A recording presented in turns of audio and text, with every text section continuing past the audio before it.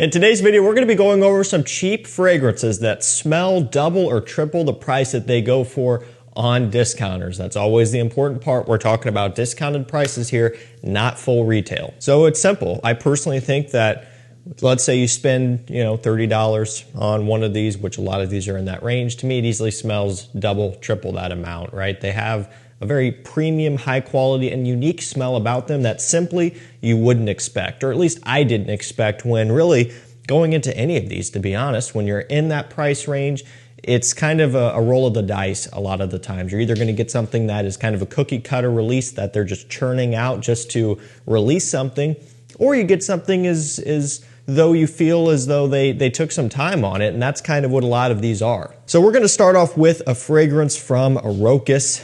They have a few of my favorites, and this one here is really, really good for the money. It is Rokus Lom. This is just the original. They have another version, Aromatic Touch. Personally, I prefer this one, the first one. It's got blood orange, juniper berries, and pineapple. Very, very aromatic. That's what this is about from start to finish. It's a nice aromatic, clean scent. Smells wonderful. A nice gentleman's classic, right? And this type of thing here is very uncommon these days. Now, this isn't brand new. It's been out for a few years now, but even when this was released, we were kind of starting to work our way into that trend of sweet men's designer fragrances, right? Vanilla, tonka, chestnut, even iris, right? All that stuff was still very much a thing that was starting to pick up speed. And they came out with this, a nice, fresh, clean type of scent. And hey, I love it. So you get this nice kind of citrus punch off the opening, this nice bright freshness from that blood orange. The juniper berries give you a little bit of this kind of slightly aromatic type of fruity feel, and then a nice sweet pineapple accord in here as well. Now there's some musk, there's some woods to go along with everything, but overall this one smells really, really solid.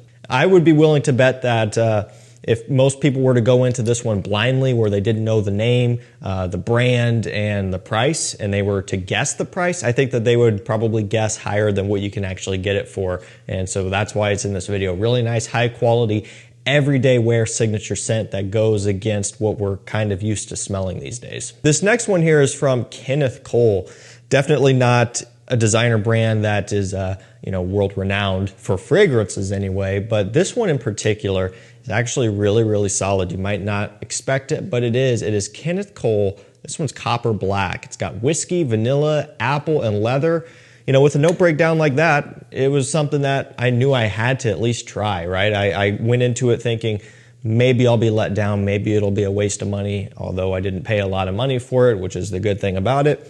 I figured I would give it a nice fair try, and honestly, this one is better than I thought. Now, it's important for me to also clarify that this is not going to be something that stands up against, Killian fragrances or something like that, or some other higher end, boozy, leathery scents, right? That should go without saying, but I'll say it anyway. If you're comparing it to stuff like that, you will be disappointed. You have to compare it to other scents in this price range, this $20 to $30 price range. And when you do that, you'll realize that, man, this was actually pretty good for the money. So you do get a little bit of that boozy kick off the opening there, a little bit of a sweet vanilla, tiny bit of apple off the opening, and then a nice masculine leather. Now the leather's not too strong. It's a relatively mild leather accord, but it does add to the complexity of the scent a little bit, which is nice. It's a really good smell for fall and winter. And if you're on a budget and you don't want to spend all that money on a high-end premium whiskey, vanilla, leather scent, because there are plenty out there that are very expensive, something like this would probably get you by without spending a ton of money. All right, this next one is it's one of my favorites out of this entire video. I won't say it is my absolute favorite because I've got a couple more coming up that are really, really good. But this one is one that is, in my opinion, so easily forgotten. And not just forgotten, but it's also easy to forget about, not because of the scent, but because it's from a brand that simply just isn't all that popular, right? From Burberry, this one is Mr. Burberry Eau de Parfum. This smells awesome, okay? And you just take the cap off and just smell it off the dry down there.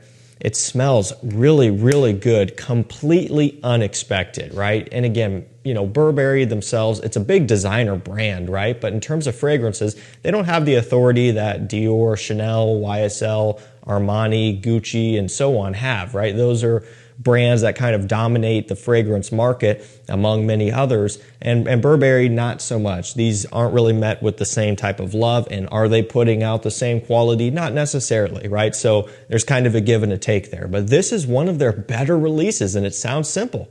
Mr. Burberry EDP, but it is really, really good. Super impressive. It's got cardamom, patchouli, mint, nutmeg, quite a few other notes in here as well. I believe a lavender aromatic, plenty of woods of a couple different varieties as well. So it's interesting. It has this kind of bright, citrusy, minty opening, but it immediately will start to transition into a warm, spicy scent with that cardamom, with that nutmeg.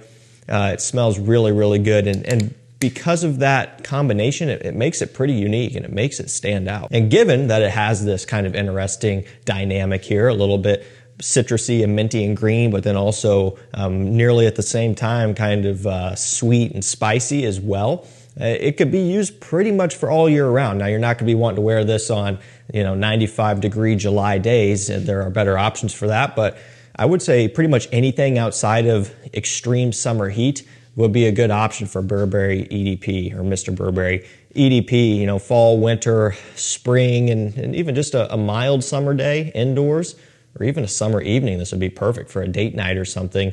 Really good. Give it a chance. I mean, it kind of surprised me. And again, it's one that I just don't think about all that often because this isn't a brand that stays high in my rotation.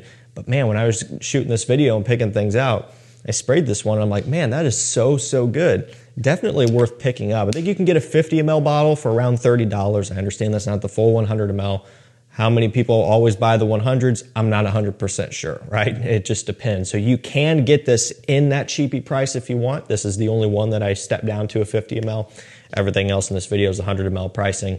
But even the 100 ml price is not too far off from a decent cheapy price. Let's keep it moving with Coach Open Road. This one has Sichuan pepper, vetiver, lemon, and cedarwood. So it's essentially a dry and kind of woody, soapy scent, really is what it is. And vetiver based, of course, which is what's giving it that soapiness and just that dry kind of quality.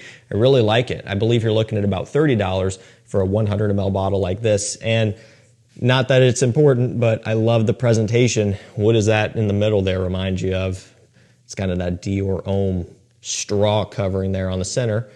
I'm not sure if they actually started that or if it started somewhere else, but it always reminds me of Dior Homme bottles, more specifically with this shape, the Dior Homme Sport bottles here, kind of upright. But it looks really cool, and it gives it this extra layer of premiumness, really. And again, you're paying $30 for this full presentation, 100 milliliter. That's not bad at all. It's clean, it's fresh, it's soapy. There's not a whole lot to say about this one other than the fact that it does smell really, really good for the money. It has a high quality smell, which again, at least for me, I wasn't having the highest standards for it going in. Not that Coach doesn't put out good scents. They have a lot of good ones, right? The Coach for Men lineup is solid, right? But this one, kind of the start of a new line. I didn't know which way it was going to go. Finally tried it out, and it smells really good. Someone might almost say that it has the slightest resemblance to like a Mont Blanc Explorer, mainly because it has this watery type of light woodiness to it, okay? So that also kind of correlates to a tiny bit of a Creed Aventus smell, but it's just that. We're talking in small amounts here. This is not a Creed Aventus clone or anything of that nature, but you could say that it more so bears a tiny bit of a similarity to Mont Blanc Explorer, at least to me, because Explorer goes off of Aventus heavily, but it also has a lighter, watery feel. Just the woods don't have the depth. This is kind of like that too, but really, really good scent for a great price. All right, now I could guarantee pretty much nobody is wearing this next one because this brand in particular does not get any love. And again, not everything that they put out is worth it in terms of, hype or even purchasing, but they do have a few really good scents that I think we should give them credit for, and this is one of them from Diesel. It is D by Diesel. So I think what drives people away a lot is the marketing and the names and even the bottles. I remember when Diesel Bad came out, people lost their minds over it because they're calling it bad, and it's meant to be, you know, like bad boy, which is kind of cringe on its own, but then it's also insinuating the scent is bad, perhaps. So people just went crazy over that one. This was years and years ago. But D for diesel, or D, what is it? D by diesel. Okay, this one has vanilla, lavender, and amberwood. And you know what it smells like? Quite a bit. And you'll pick up on this the second you smell it, is Armani Code Absolute. And I didn't think that it was going to be that way, but it really does smell quite a bit like it. It's pretty incredible. Has that same type of vanilla, that same kind of aromatic, slight lavender feel that Code Absolute has, because it's a code flanker. So that kind of goes all the way back to that original Armani Code EDT. You know, it has that in here, and it smells really nice. It adds in a little bit of an amberwood accord, just kind of bumping it up with a little bit of a freshness, just giving it that tiniest bit of like a little bit of an ambroxan pop, just a smallest amount, but still it's in that Code Absolute category. Nice soft lavender vanilla combination. It smells great. You know, it's missing the orange, it's missing kind of that suede leather combination as well. You know, it's not exact, but will remind you of it more so than not. So I really like it. It's another one that's affordable. I think $30 or so for this one. Give it a try. You know, this, Diesel Fuel for Life, and honestly Diesel Bad Intense are three solid fragrances for the price that just get more hate than not, but they're pretty good. Kind of running down to the end. We're keeping it short and sweet today with Paco Rabanne Pure XS. I think they took that away. I don't think that these are hinged anymore, because in Pure XS Night and the new bottle of Black XS, which looks like this but black, they don't have that. And to be honest, it's kind of a pain because it doesn't open up far enough. So, you know, like that's as far as it goes. I don't know. It's not bad. You can work around it easily, but it's just kind of, it needs to swing back and stand upright. You know, that would be the only thing. But I think they wanted to eliminate a potential failure point here and another moving part, so they just took that away entirely. This one has vanilla, liquor, sugar, and myrrh among several other notes. It's the most interesting smelling scent to me because it's a little bit bright and fresh off the opening, but it's also sweet and kind of gourmand. It's also a little bit boozy. It has that nice sugary quality as well. It's a little bit of everything. And looking at the note breakdown, I guess it would make sense, but you're kind of wondering if it's actually going to go that way. And then when you try it out, you're like, wow, they really are actually touching on all of these notes. They're not just putting them in there just to put random stuff in there. Like, you actually pick up on that sugar. You actually pick up on that liquor accord. Even this kind of fir balsam note, I think that they list off, gives it this kind of aromatic, slightly green feel as well. You know, there's just so much to it, and I love it. It has this truly delicious gourmand smell to it. I think you're looking at around, I don't know, $40, $45. It's on the upper end of cheap, but you can probably get it right on that line where I'm just going to feature it anyway, because depending on what deals are going on, it will drop down into there. And testers are an option as well, but I really like this when it smells amazing for fall and winter. All right, this last one I think is 20 bucks, 20, 25. It's very inexpensive, and don't let that make you think that it's bad or low quality. It's quite the opposite. From Bentley, it's Bentley for Men. Now I understand Bentley for Men Intense, very polarizing. The good news is that there was one before it. This is what kicked off the entire Bentley for Men lineup. If it wasn't for this, we wouldn't have Intense and Absolute and Silver Lake and Black Edition, I believe, and Azure. I think that's all of them. We wouldn't have those, right? And this one here is so slept on, but it's really good. It has rum, cinnamon, and leather. Does Bentley for Men Intense smell like this? Yes, of course. But it's just like what it says. Bentley for Men Intense is going to be heavier, more intense, and more rich than this. This original version here, which I believe is an eau de toilette.